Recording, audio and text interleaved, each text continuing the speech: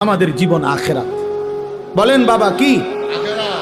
অতএব এই আখেরাত অর্জন করার, পরকাল কামাই করার, পরকালের সবচেয়ে শ্রেষ্ঠ আখেরাতের মৌসুম, সিজন আমাদের সামনে, সেটাই মাহে রমজান। সেটা কি? দেখেন, একটা কথা শেষ মনে রাখেন, এই শেষের কথাগুলো। পাকা ব্যবসায়ী, অভিজ্ঞ কৃষক সিজন বুঝে, সিজন চিনতে হয়, মৌসুম। এখন সিজন হইল আমের, যে কোনো একটা, আপনাকে এখন বললাম আমি যে এখন সিজন হইলো আলুর, আপনি লাগাইছেন লাউ,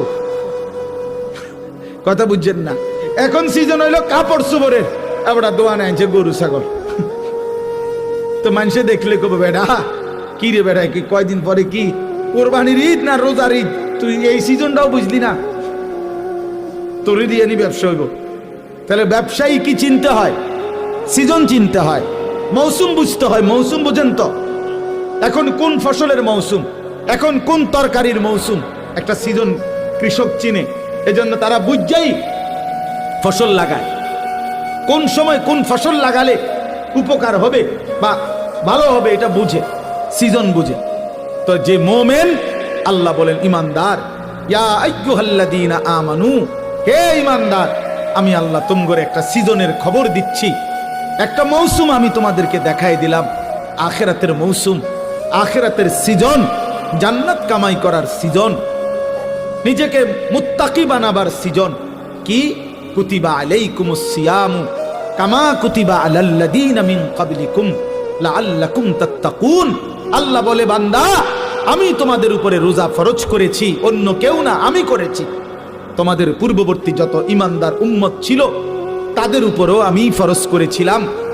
যদি বলি আল্লাহ কেন ফরজ করলেন, আল্লাহ বলেন মুমিন, কারণ এটা আখিরাতের মৌসুম, আখিরাতের সিজন।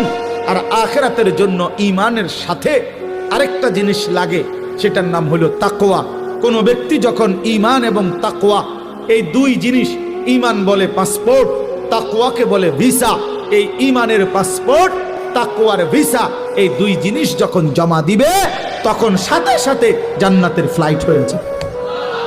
আল্লাহ বলেন সেই তাকওয়া আমি রমজান মাসে দেব, লাআল্লাকুম তাত্তাকুন। রমজানে আমি পাসপোর্ট, সাথে পাসপোর্টের মধ্যে ভিসা লাগাবো, ভিসা, ভিসা লাগাবো।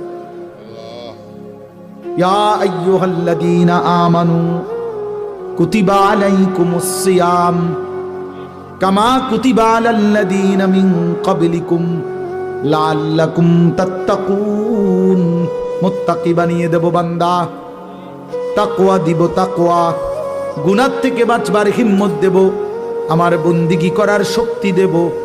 একটা মাস 30 দিন কিংবা 29 দিন বান্দা তুমি আমার হুকুম মানবা, আমার গোলামি করবা, সবগুলো গুনাহ ছেড়ে দিবা, আমি আল্লাহর আদেশ পালন করবা, ইফতার করবা, সাহারি খাবা, পুরা মাসটা রমজানের রোজা রাখবা, 5 ওয়াক্ত নামাজ জামাতের সাথে পড়বা, 20 রাকাত পূর্ণ তারাবির নামাজ আদায় করবা, ইফতারের আগে দোয়া করবা, সাহারিতে দোয়া করবা, সারাদিন জিকির তেলাওয়াত দোয়া কান্নাকাটির মধ্যে লেগে থাকবা।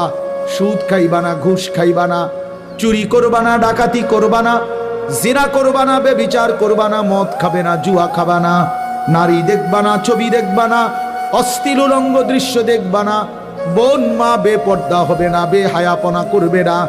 আল্লাহর কসম, আল্লাহ ওয়াদা দিলেন, মাত্র 30টা দিন যদি বান্দা আমার হুকুম মেনে চলো, আমি আল্লাহ তোমারে মুত্তাকি বানিয়ে দেব। আর উইদ্দাত লিল মুত্তাকিন, আল্লাহ বলেন জান্নাত বানানোই হয়েছে মুত্তাকিদের জন্য।